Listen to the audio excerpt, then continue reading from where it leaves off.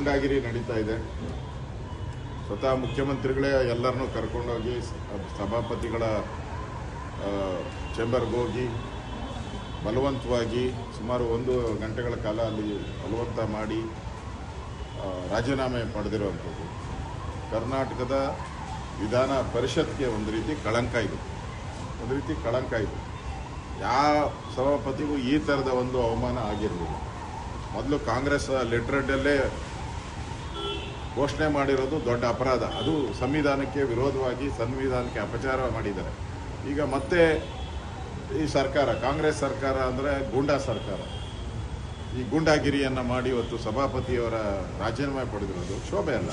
ಬೆಳಗ್ಗೆನೂ ಕೂಡ ನಾನು ಅವ್ರ ಜೊತೆ ಮಾತಾಡಿದೆ. 4 ಗಂಟೆಗೆ ನಮ್ಮ ಮುಖಂಡರ ಸಭೆ ಇದೆ, ಅದಾದಮೇಲೆ ನಾನು ತಿಳಿಸ್ತೀನಿ ಅಂತ ಹೇಳಿದೆ. ಆಯಿತು, ತಿಳಿಸಿ, ಅದಾದಮೇಲೆ ನಾನು ಯೋಚನೆ ಮಾಡ್ತೀನಿ ಅಂತ ಈಗಾಗಲೇ ಅವ್ರು ಅನೌನ್ಸ್ ಮಾಡಿದ್ದಾರೆ. 14ನೇ ತಾರೀಕು ನಾನು ಸದನಕ್ಕೆ ಬಂದು ಸದನದಲ್ಲಿ ಎಲ್ಲರಿಗೂ ಥ್ಯಾಂಕ್ಸ್ ಹೇಳಿ ಆಮೇಲೆ ನಾನು ರಾಜೀನಾಮೆ ಕೊಡ್ತೀನಿ ಅಂತ ವ್ಯಕ್ತ ಮಾಡಿದ್ದಾರೆ.